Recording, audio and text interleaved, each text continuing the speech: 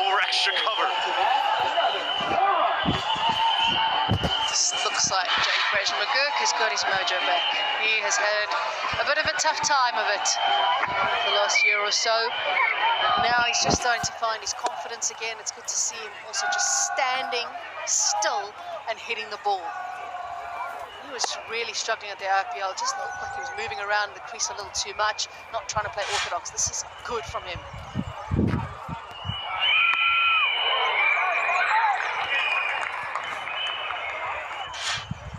Listen up, y'all. So a pull shot in cricket, the ball bounces and you hit it from anywhere behind yourself to potentially in front of yourself, and it's usually on the leg side. If you hit a pull shot on the offside, you'd be a master. Oh, y'all, you tell us. Will we get that pull shot he was talking about? Kind of hit towards right field and behind him. Well, they got backwards square leg out on the boundary and finding his back. They've got protection as well in mid-wicket on the boundary. Not a pull shot, just one bounce. Can't hit a pull shot with that. Now, at least said the ball has to bounce first. That one came on the full.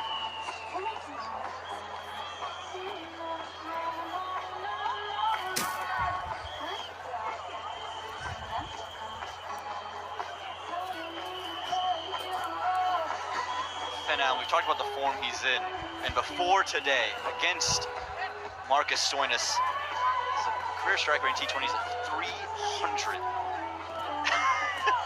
Now, the Germanos, you just in awe of that, aren't you?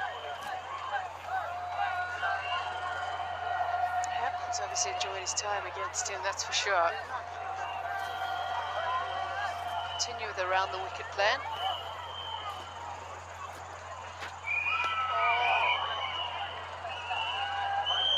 Actually just gotten away with that. The fielder fine leg inside the ring.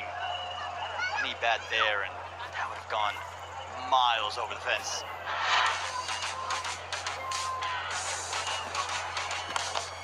It's been so good to watch him right throughout the season, and yet another Royal Fantastic 50 for him. He's just made it look so easy. It's been a real treat for us right throughout the tournament. A real treat for Shane Watson and his men, because if he keeps going like this, it puts them in such a good position so early on. It's good news for them. Oh, this could be trouble. Oh, it's just fallen short. Just to add some agony to the Texas Super Kings. Close of 11, 150 on the board for the Unicorns.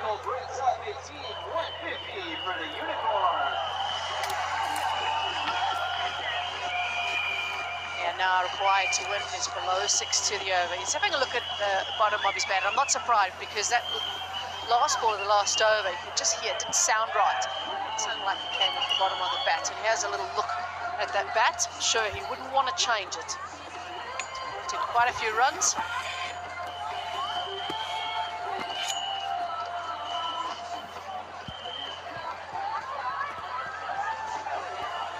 Well, the unspoken heroes of the support staff. These guys sit in the background. David Reed, the sports psychologist for the Texas Super Kings, and also the Super Kings franchise.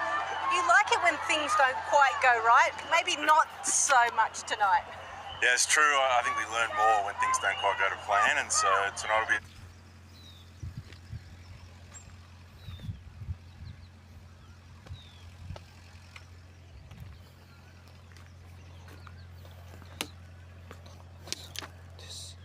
nice one for us. Sometimes it comes at the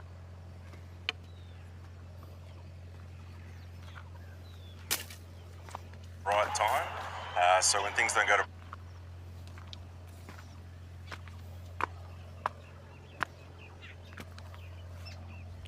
plan, you tend to reflect with a bit more intensity, and you tend to take more learnings out of it. So this might not be the worst thing necessarily. So how do you interact with the players? Is it more so individually or team meetings? Yep, that's another nice shot.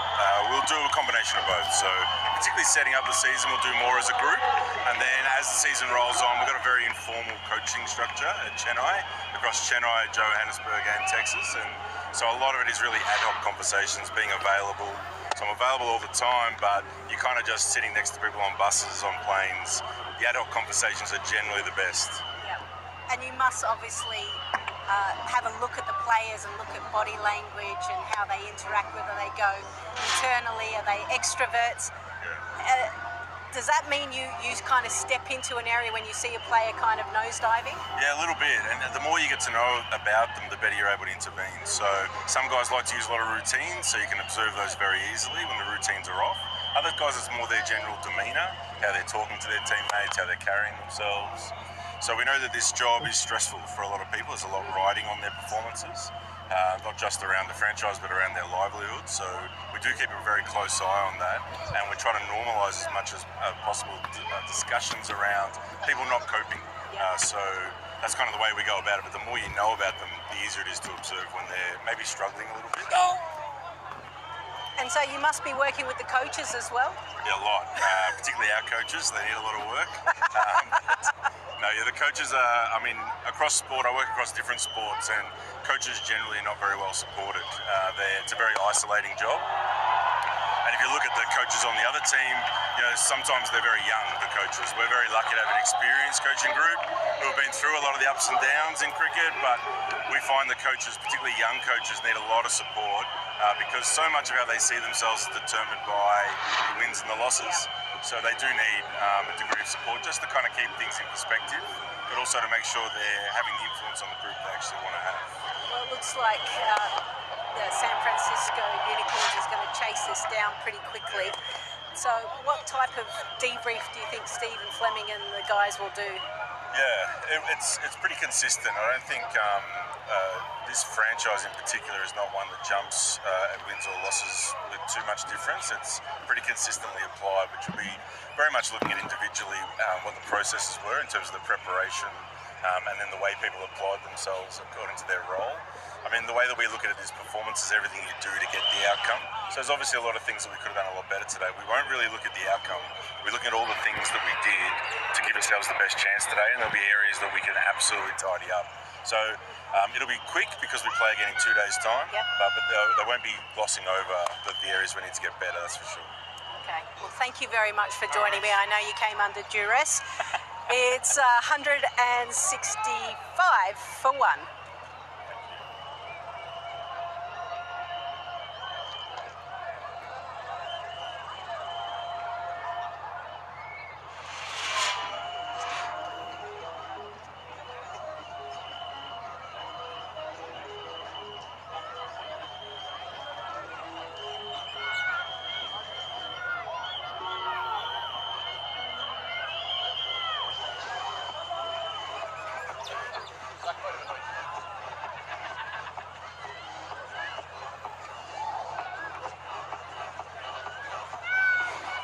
Well, this game is only going in one direction, and things may be going from bad to worse for the Texas Super Kings. Aman, nice to be with you on air. 34 to win. Did you see this coming? I'm not sure many folks in the crowd did. I was having a nice little gander around. So much yellow out there. The first innings, couldn't hear anything. Couldn't hear you next to me. Second innings, right before I got in here, it's quiet as a whistle. Fitting you choose the adjective whistle there, given the whistles have stopped blowing, haven't they? I think Marcus Stoinis or maybe Devon Conway will captain things now, but really for TSK, unless something remarkable changes, something extraordinary we wouldn't be able to predict, it's all going to be immaterial. Maybe it will be Marcus Stoinis with all his experience to ring the changes. Biggest surprise has probably been Noor Ahmed's figures. He's been untouchable this year in T20 cricket. None for 46 off 3. Just got a bit too full, didn't he? Yeah, and I think it's going to be tough to come back from this game if you're watching on. What are the conditions like? Because this is how Oakland started, with a Finn Allen masterpiece, and scores didn't follow. So is this the norm, or is this just this man and the brilliance of form he's in? Well, we're going to Florida next, not for 10 days. Whatever the Unicorns' first game is down there. Allen continues. The boundaries keep flowing. This is a rout, Aman. It's a hammering when the Unicorns silent. To the 50 partnership for the Unicorns. It's real hit-and-me delivery. And Finn Allen's in too good a form not to miss out. 52 off 25. McGurk and Allen. And it's just been easy pickings for those men in orange. And given the lack of form for Jake Fraser-McGurk coming into this tournament, that is probably what will please Shane Watson the most. Man out a deep backward square, ends the party. And somehow Finn Allen falls